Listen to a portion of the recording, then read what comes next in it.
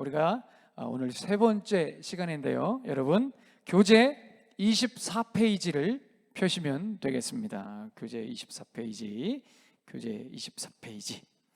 2주차 두 번째 챕터, 은밀한 배신. 은밀한 배신. 왜 은밀한 배신인지 잘 모르겠는데, 이 교재가 조금 좋은 점도 있고, 조금 이렇게 뭐랄까요, 이게 공감되지 않는 그런 것도 좀 있습니다. 그냥 교재랑 상관없이 제 마음대로 하도록 하겠습니다. 오늘 이 은밀한 배신 2주 이 두 번째 챕터의 본문이 사사기 3장입니다. 사사기 3장. 자꾸 제가 저쪽을 보고 하네요. 이쪽을 봐야 돼. 사사기 3장입니다. 이 사사기 3장을 하기 전에, 이 사사기 3장은 특별히 12절부터 에훗, 왼손잡이 에훗 이야기가 나오는데, 에훗 이야기 하기 전에 2장을 잠깐 언급하고 넘어가야 될 것 같습니다. 왜냐하면 2장에 나오는 요 내용들이 조금 중요한 내용입니다. 여러분, 2장을 펴시고요, 성경 사사기 2장을 펴시고요. 자, 2장에 보시면 여호와의 사자가, 우리가 첫 시간에 이야기했는데 사사기에는 여호와의 사자가 많이 등장한다고 말씀드렸죠. 여호와의 사자가 길갈에서부터 복임으로 올라와 말씀하셨다, 이렇게 말씀해요. 길갈에서부터 복임으로. 자, 여기에 이 복임이라고 하는 복임, 여러분, 이 복임이라는 단어의 의미가 뭐냐면 4절 5절에 보시면 여호와의 사자가 이스라엘 모든 자손에게 이 말씀을 이르며 백성이 소리를 높여 울었다. 막 운 겁니다. 여러분, 이 바카 복임 히브리 말로 복힘 이렇게 하는데요. 복힘. 이 복힘은 이 바카라고 하는 동사가 울다입니다. 울다, 울어요. 그래서 백성들이 소리를 높여 울어서 그 지역을 복임이라고 한 겁니다. 그런데 여러분, 백성들이 왜 이렇게 울었을까요? 통곡을 하면서 울었어요. 왜 울었냐? 바로 하나님께서 계속 이스라엘 백성들을 심판하시고 징벌하시고 경책하시고. 왜요?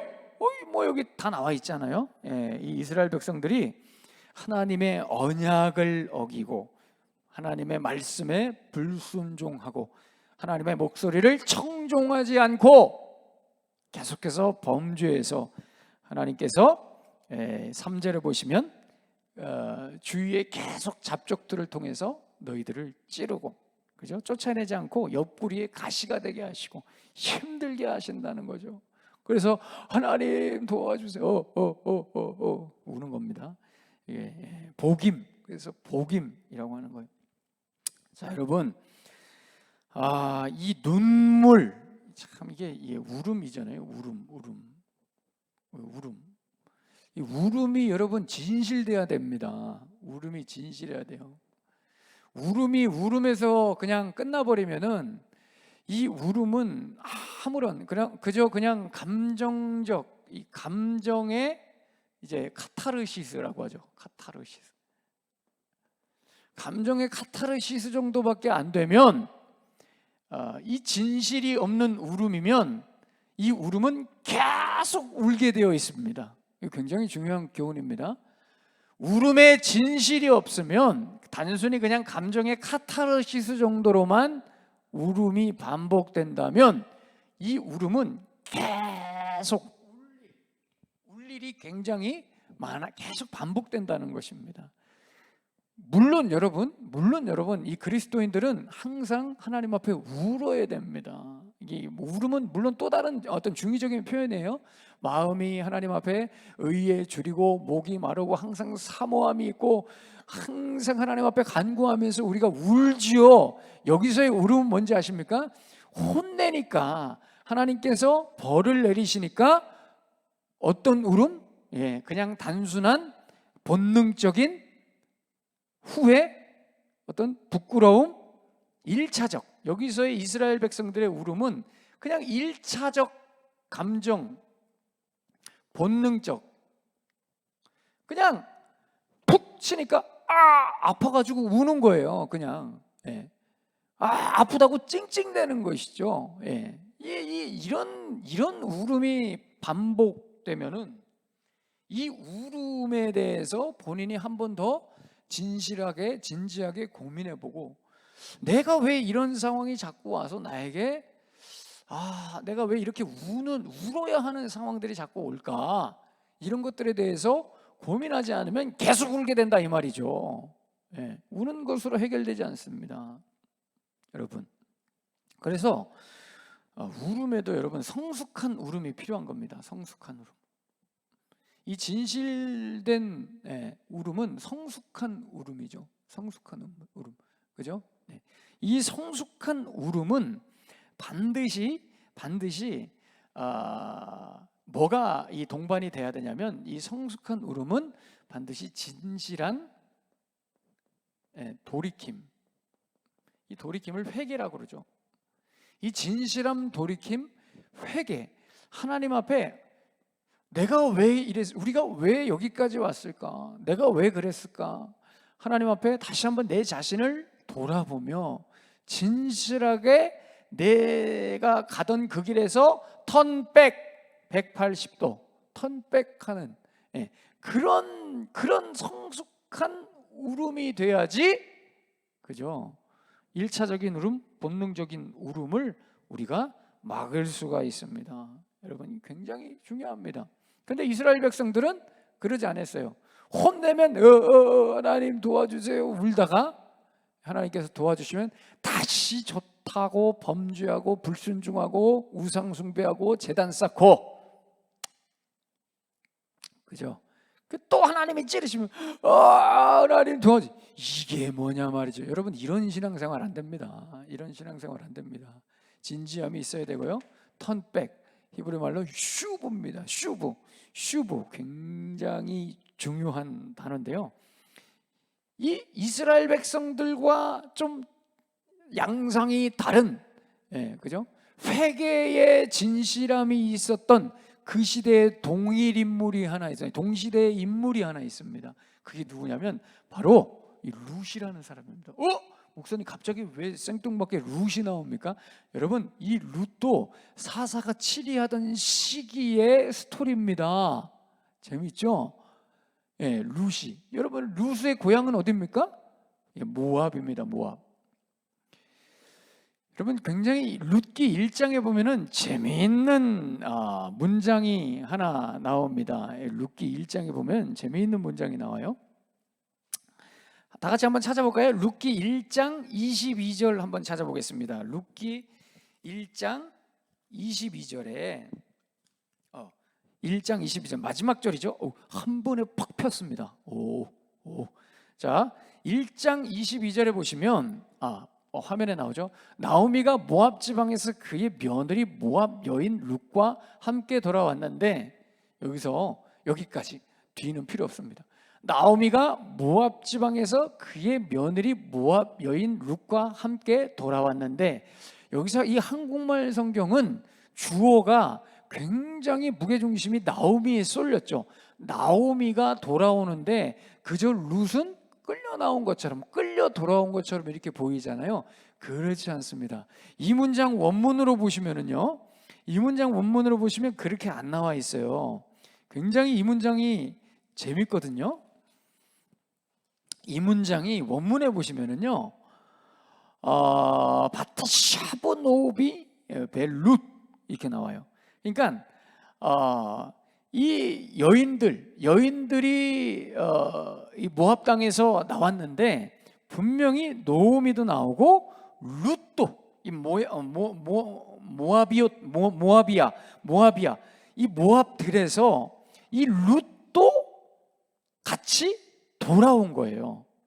룻도 돌아온 거예요. 룻도, 여기서 이 문장에서 우리가 알 수 있는 뉘앙스는 뭐냐면, 나오미도 돌아왔지만 룻도 자기 의지로 자진해서 돌아온 거예요.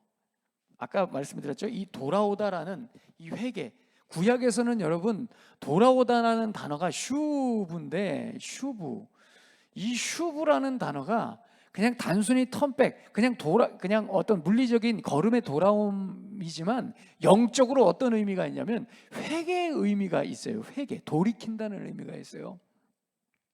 그래서 모압 신을 섬겼던 룻이, 이 많은 유대 학자들은 모압 신을 섬겼던 룻이 베들레헴 땅을 돌아오면서 하나님 앞에 자기의 진지한 믿음, 회개하는 믿음을 드렸다라는 것을 강조하기 위해서 여기서 주어를 같이 룻도 쓴 거예요. 그러니까 이 어두운 시대, 사사들이 치리하던 시대, 돌아오지 않는, 하나님 앞에 돌아오지 않는 이스라엘 백성들과는 달리 반면에 룻이라는 모압 여인은 하나님 앞에 돌아왔다는, 굉장한 또 이게 대조를 이루는 두 부류입니다. 하나는 룻, 하나는 이스라엘 백성들. 자, 여러분 잘 따라오고 계시죠? 네. 자, 어쨌든 그래서 여러분, 우리가 인생을 살아가면서 좀 유익한 눈물, 은혜의 눈물, 사모함의 눈물, 심령의 가난함의 눈물, 이런 눈물들이 많이 있어야 되는데 힘든 일을 많이 겪고 심판 많이 당하고 징벌 많이 당하고, 그죠? 이런 힘들어서 그냥 본능적인 1차원적인 눈물이 많은 삶은 결코 좋지 않습니다. 여러분들의 눈물을 돌아보십시오. 하나님 앞에 진지한 회개의 눈물인지, 나를 돌이켜보는 눈물인지, 하나님이 감동케 해주셔서 성령으로 감동케 해주셔서 흘리는 눈물인지, 아니면 그저 힘들어서 어려워서 이런 눈물인지. 자, 또 한 가지 더 좀 이렇게 짚고 넘어가고 싶은 게 있습니다. 2장 13절에 보시면, 사사기 2장 13절에 보시면 이스라엘 백성들이 그렇게 눈물을 많이 흘렸던 이유 중에 하나가 뭐냐면 하나님이 제일 싫어한 짓들을 계속 반복했기 때문입니다. 그 짓이 뭐냐면은 우상숭배입니다. 우상숭배. 근데 특별히 여기 2장 13절에 보시면 곧 그들이 여호와를 버리고, 여러분 여기서 보세요. 우상을 숭배하려면 반드시 선행되어야 되는 한 자세가 있습니다. 행동이 있습니다. 뭡니까? 여호와를, 하나님을 버려야 됩니다. 하나님을 버려야 됩니다. 여러분, 우상숭배는 그냥 우상숭배만 하는 게 아니에요. 하나님 보시기에는 하나님을 버린 거예요.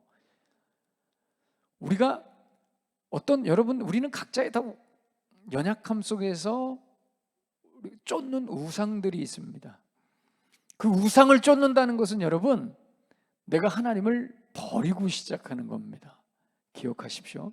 그래서 하나님이 그토록 우상숭배에 대해서 경계할 것을 명령하셨습니다. 그런데 여기 보시면 어떤 신을 섬겼어요? 바알과 아스타롯입니다. 여러분, 바알과 아스타롯. 바알은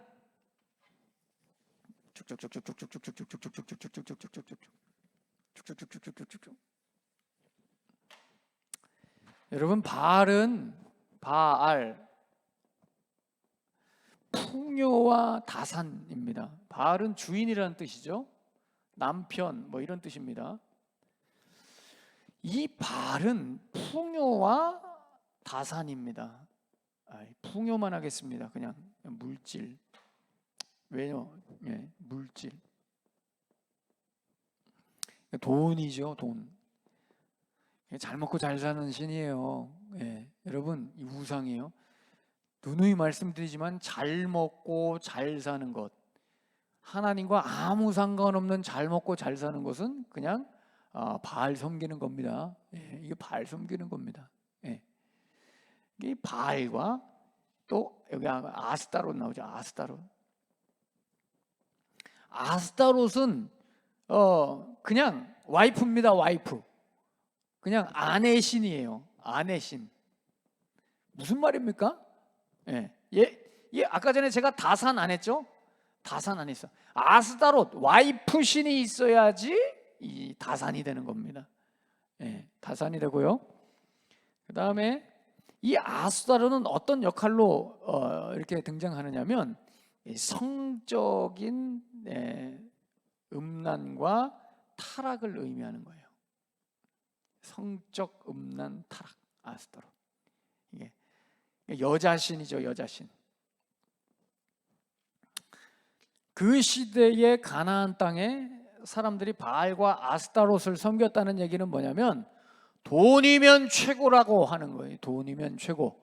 돈이면 최고. 또 하나 돈과 음란입니다. 음란. 그러니까 성적으로 엄청 지저분했다는 겁니다. 쾌락. 그래서 여러분, 우상 숭배하면은 나타나는, 이 거짓된 신을 숭배하면 나타나는 두 가지 증상이 있습니다. 양상이 있습니다. 그게 뭡니까? 바로 돈이면 다 되는 거하고, 그 다음에 성적으로 음란한 겁니다. 성적으로 타락하는 거예요. 엄청 성적으로 지저분한 겁니다. 그래서 여기서 이 성적인 거라고 말 표현하지 않아도 다 우리가 알고 있습니다. 이 쾌락적인 쾌락, 성적 쾌락. 그래서 여러분, 하나님을 버리고 하나님을 떠나고 우상 숭배하는 세대는 반드시 이 두 가지가 나타납니다. 돈으로 뭐든 다 되고, 그 다음에 음란한, 성적으로 부패하고 타락한, 성적 쾌락에 다 빠져 있는 그런 증상들이 나타난다는 것이죠. 지저분한 시대. 그러니 하나님이 언약 백성들을 가만 놔두시지 않고 찌르는 것입니다. 그래서 이제 3장에 넘어가셔서 이제 온니엘 나오고요. 오늘 본문에 에훗이 나오고 있습니다. 제가 이렇게 오버하는 이유는 아무도 안 계시기 때문에. 그죠? 자, 여러분 졸지 마시라고, 물론 아침에 조시는 분은 없겠지만. 자, 오늘 왼손잡이 에훗이 나옵니다. 왼손잡이 에훗. 여러분 본문을 잘 읽어 오셨죠? 3장 잘 읽어 오셨죠? 제가 읽어 오시라고 분명히 말씀드렸습니다. 다음 주에도 꼭 그 다음 과를, 본문을 반드시, 성경 본문을 읽어 오셔야 됩니다. 무슨 내용인지도 모르고 성경 공부를 하면 되겠습니까? 안 되죠. 그러니까 반드시 여러분들이 성경 본문을 읽고 오셔야 됩니다. 오늘 왼손제비 에훗이 나옵니다. 왼손제비, 잡이죠. 자, 오늘 26페이지에 보시면 이스라엘이 18년 동안 모압의 지배를 받게 된 이유가 무엇입니까? 그렇죠. 바알과 아스타롯, 풍요와 성적 쾌락에 빠져서 언약 백성임을 망각하고 지들 마음대로 살고, 그죠? 하나님이 그래서 모압을 통해서 그래, 여기 보시면은 굉장히 재미있는 구절이 나옵니다. 굉장히 재미있는 구절. 하나님께서 모압을 강성하게 하셨다고 그래요. 그 3장 12절에 보시면은 이스라엘 자손이 또 여호와의 목전에 악을 행하니라. 이스라엘 자손이 여호와의 목전에 악을 행함으로 여호와께서 모압 왕 에글론을 강력하게 하셨다. 이 재밌는 표현입니다. 이스라엘 백성들이 범죄하니 주변에 있는 이방 나라가 강성해집니다. 여러분 기억하십시오. 하나님 앞에 범죄했더니 주위에 이 할례받지 않은 이방 나라들이, 이 세상이 강력해집니다. 희한한. 그래서 그들이 누구예요? 이스라엘 백성들을 대적하게 하십니다. 참. 자, 이렇게 상황을 만들어 가시는 분이 여호와이시다. 그래서 여러분, 이 강성해지는 것, 우리 주위가 이 세상에 강성해지는 것, 사실은 이 주의 백성들의 입장에서 봤을 때 이게 어떻게 여러 가지 상황들이 있겠지만 어떤 한 기준으로 이걸 해석할 수는 없겠지만 때로는 이런 모습도 있는 것입니다. 그러니까 우리가 하나님 앞에 범죄하면 내가 막 뭡니까? 하나님 떠나서 막 범죄하고 그렇게 살 때 내 주의를 더 강하게 하셔서 나를 치시는 거예요. 나를 무너뜨리시죠. 내가 잘났다고 그렇게 알고 살려고 했던 그런 모든 것들을 하나님께서 더 잘난 것으로 뭉개버리신다는 것이죠. 예. 그래서 여러분, 우리가 항상 지난주에도 말씀드렸듯이 눈치가 있어야 된다. 눈치가. 자, 그래서 하나님께서 18년 동안 모압의 지배를 받게 하셨죠. 그죠? 그리고 이스라엘 백성들은 또 복힘, 징징됩니다. 박하, 징징됩니다. 그러자 하나님께서 사사 왼손잡이 에훗을 보내십니다. 여러분, 에훗은 어떤 사람이냐? 두 가지로 에훗을 설명할 수 있습니다. 첫 번째는 에훗은 베냐민 지파입니다. 베냐민 지파는 또 약체 지파죠. 재밌는 것은 야민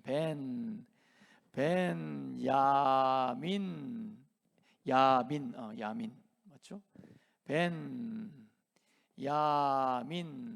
야민이 뭐냐면 오른쪽입니다. 오른쪽에 벤 아들. 오른쪽의 아들인데 에훗은 왼손잡이. 이게 무슨 일인가? 오른쪽의 아들인데 왼손잡이. 이거 참, 이런 또 아이러니가 있을 수 있을까요? 벤야민, 오른쪽의 아들, 오른손. 여러분, 오른손은 힘이죠. 오른손 힘. 여러분, 굉장히 재밌는 여기 팁에 보시면은 정관사 하를 붙였어요. 여기 보시면은 정관사 하를 붙였어요. 그래서 이 정관사를 붙이는 것은 베냐민 지파에 속한 유능한 군인 중에서도 최고의 엘리트였다는 것을 강조하기 위해서 이렇게 정관사를 썼다는데, 그런데 이 재밌는 것은 오른손의 아들이 왼손잡이였다. 여기서 우리는 이 왼손잡이를 어떻게 이해해야 되는가? 여러분, 왼손잡이라고 이렇게 표현했지만 히브리 사람들의 이 상식에서는 왼손잡이라는 표현은 장애를 가졌다는 의미로 이해합니다. 무슨 얘기예요? 오른팔을 어떤 이유에서든지 쓸 수 없다는 겁니다. 그러니까 굉장한 핸디캡을 가지고 있는 것이죠. 오른손으로 힘을 써야 되는데 오른손으로 힘을 못 쓰고 왼손으로만 힘을 쓸 수 있는, 그러니까 핸디캡이 있는, 장애를 가진 사람이었다. 이렇게 생각되고요. 그 다음에 여기 보시면 에훗이 모압 왕 에글론에게 예물을 갖다 이렇게 바치는 그런 일을 했던 것 같습니다. 그래서 아마도 더 이렇게 좀 확대 해석하기는 그렇지만 결코 그렇게 이스라엘 자기 동족들에게는 그렇게 환대받지 못한 그런 인물이었고 또 장애를 가졌기 때문에. 그런데 이 모압 왕 에글론은 너무 핸디캡도 있어서 위협적이지도 않고 예물을 갖다가 날르는 그저 심부름꾼 정도로 생각했던, 그래서 굉장히 편하게 대했던 그런 인물이 에훗이 아니었나. 인간적으로 생각하면 이쪽에서도 저쪽에서도 환대받지 못하는 무능한 왼손잡이, 장애를 가진 그런 인물이 아니었나. 그런 인물을 하나님께서 부르셨습니다. 그리고 이 모압 왕 에글론을 처단하는데 이 에훗을 사용하시면 아주 기가 막힌 설정입니다. 왜냐? 여기 보시면 3번에 에훗의 모압 왕 에글론을 죽이기 위한 준비가 무엇이었는가? 이 한 규빗 되는 칼을 준비해서 또 예전과 같이 예물을 들고 찾아갔죠. 예물을 들고 찾아가요. 그리고 이 칼을 어디에 찾냐면 이 오른쪽 허벅지에 찾습니다. 여러분, 오른쪽 허벅지에 찬다는 얘기는 무슨 말이냐면은 전혀 위협적이지 않다는 거예요. 왜냐하면 오른손을 못 쓰잖아요. 이게 어떻게 왼손으로 여러분, 이게 오른손으로 칼 차는 사람을 하나도 안 무서워했대잖아요. 이때는 이거 어려워요. 이거. 그래서 그냥 프리패스예요. 프리패스. 야, 너는 그냥 들어와, 들어와, 그냥 들어와, 들어와, 들어와. 예. 뭐 검사도 안 해요. 예. 그냥 들어와. 제가 에글론 왕에게 또 오늘 예문을 가져왔습니다. 들어와, 들어와. 위협적이지 않아. 예. 그런데 이렇게 오는 칼쳐. 근데 이 칼이 30cm 이만한 한 30cm 이상 돼. 한 40cm 정도 되는 한 규빗이 그렇거든요. 왜냐하면 규빗이 이 손에서 이 팔꿈치 정도 이렇게 되거든요. 손에서. 그래서 요거를 차고 이렇게 갑니다. 자, 4번. 모압 왕 에글론을 이 에훗은 어떻게 암살했는가? 어떻게 암살을 했을까요?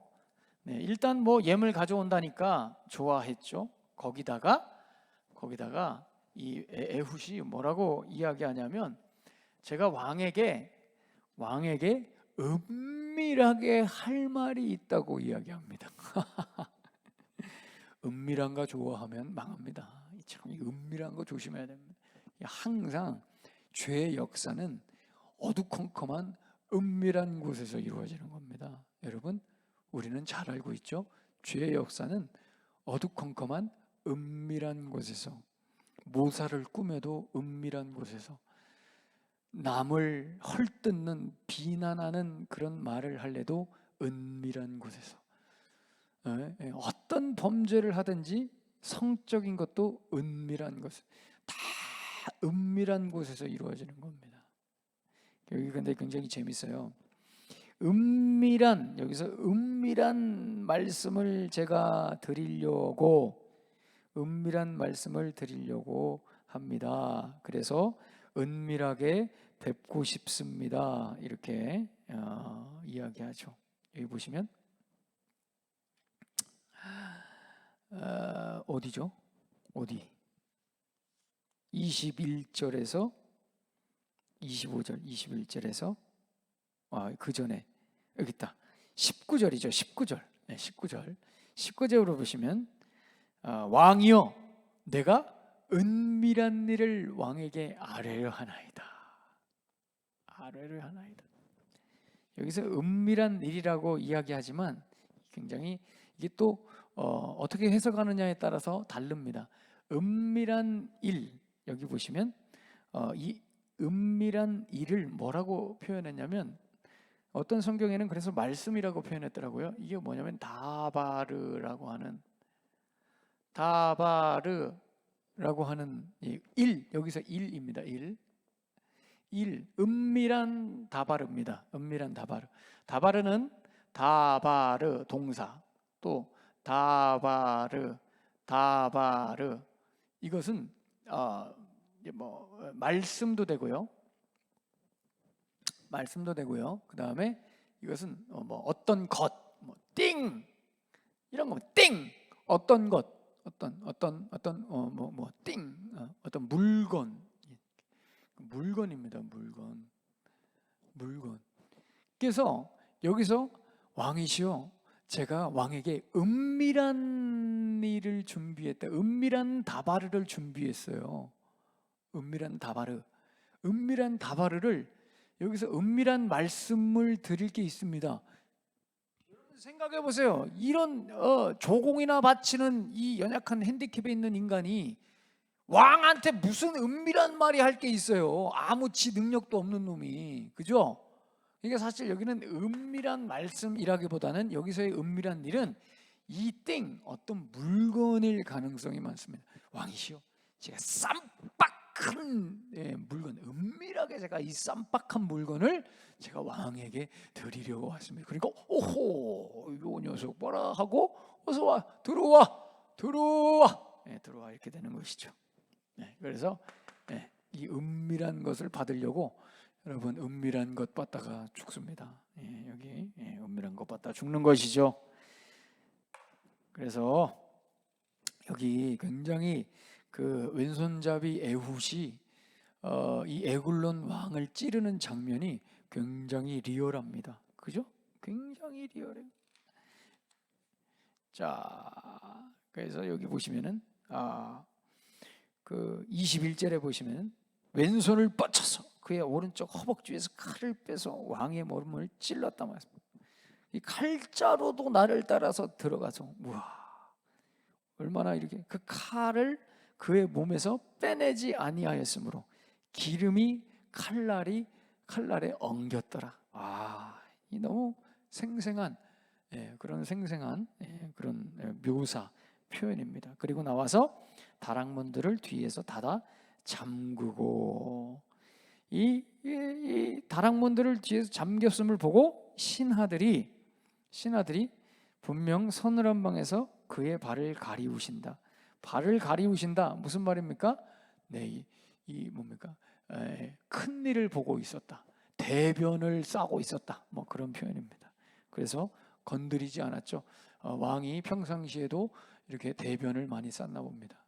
그래가지고 오랜 시간 그렇게 완벽하게 죽도록 이렇게 시간을 이 신하들이 또 준 것 같습니다. 자, 그래서 에훗이 이렇게 에글론을 하나님의 명령을 받아 처단합니다.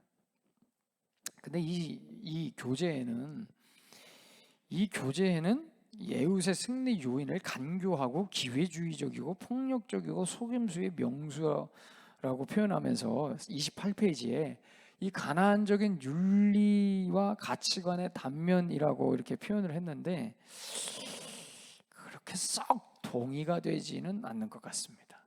이렇게까지 오히려 이 왼손잡이 에훗을 하나님께서 쓰시면서 정말 어떻게 보면은 비교를 하기가 좀 어렵지만 이 신약의 마태와 같은 그런 세리와 같은 그런 사람이었고 육신적으로는 굉장히 핸디캡이 있는 사람이었습니다. 그죠? 이 사람이 자신에게 주어진 그 핸디캡이었지만 그것을 하나님께서 극대화하셔서 결국 이 모압 왕을 처단하신 그런 것 같습니다.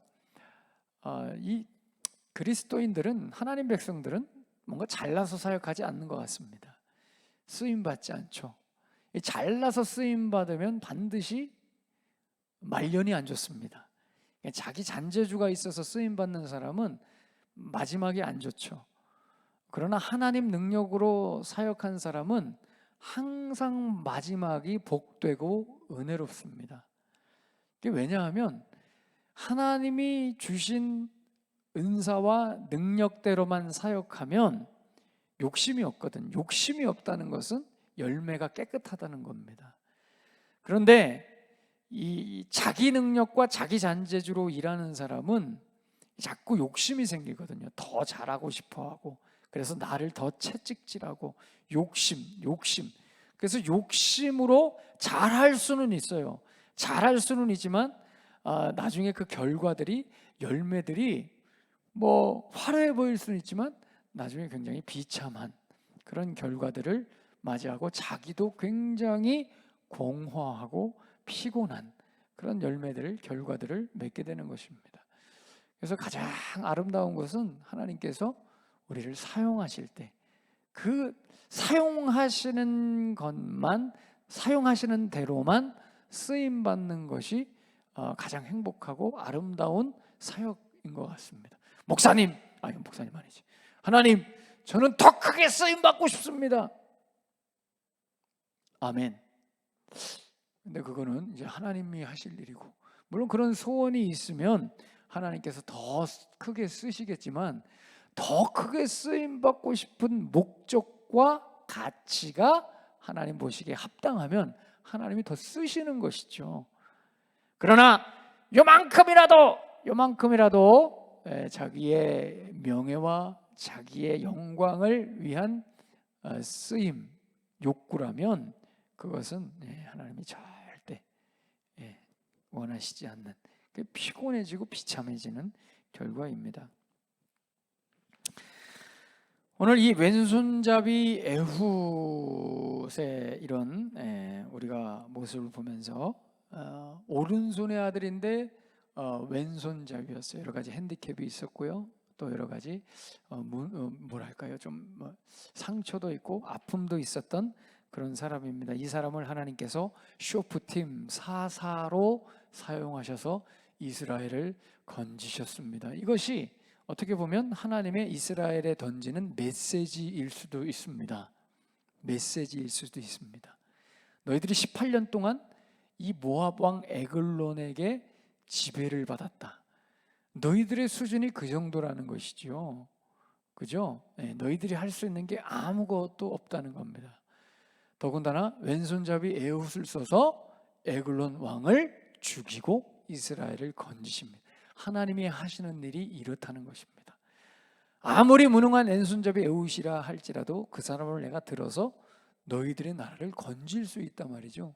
무슨 얘기입니까? 너희들의 삶과 운명과 너희들의 나라의 영속성은 너희들 자신의 능력이나 재주에 있지 않고 나에게 달려있다. 왜?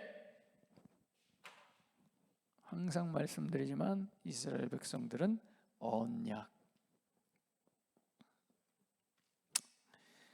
이 언약이 너희들을, 나와 너희들을 그렇게 연결시켜서 이 언약 때문에 너희들은 그렇게 살아야 된다.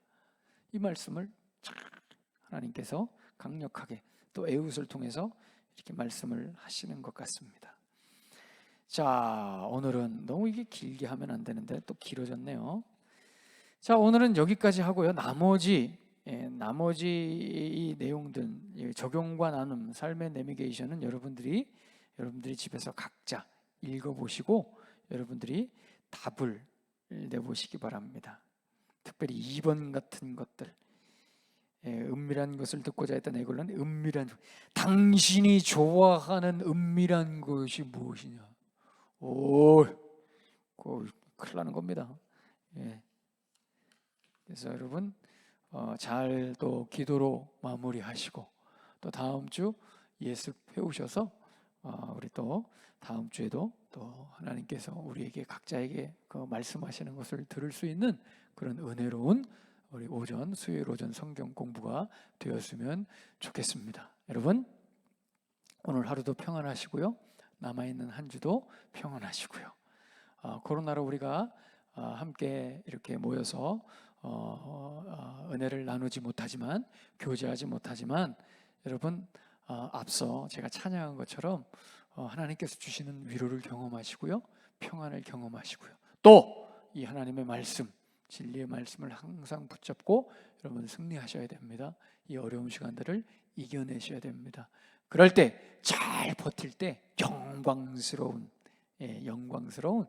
또 다른 하나님의 복이 우리 가운데 풍성하게 넘치게 될 줄로 믿습니다. 여러분 사랑하고 축복합니다. 기도하겠습니다. 하나님 아버지 감사합니다. 오늘 이 수요 오전 성경 공부 또 통해서 사사기 말씀을 함께 나누고 그 안에서 하나님이 깨닫게 하시는 대로 또 주님의 음성을 다시 듣게 하심을 감사드립니다. 하나님, 무엇을 쫓고 살아가고 있습니까? 하나님, 우리는 어떤 가치로 살아가고 있습니까? 다시 한번 우리의 삶을 되돌아보게 하시고, 하나님, 내 안에서 하나님 앞에 어떤 우상을 숭배하고 있는지, 하나님을 버리는 행위가 내 안에 있지 않은지 돌아보게 하시고, 또 주님 앞에 일할 때 내 힘으로, 내 잘남으로 일하고 있지 않은지 다시 한번 하나님, 우리의 믿음과 삶, 우리의 신앙의 모든 내용들을 돌아보는 귀한 기회가 될 수 있도록 인도하여 주시옵소서. 사랑하는 주의 백성들, 코로나로 여러 가지로 힘든 시기지만, 쉽지 않은 우리의 일상이지만 하나님께서 지켜주시고 보호하셔서 하나님 모든 일상 속에서 살아계신 하나님의 풍성하신 은혜를 경험하는 주의 백성들의 행복한 삶이 될 수 있도록 인도하여 주시옵소서. 예수님의 이름으로 축복하며 기도하옵나이다. 아멘.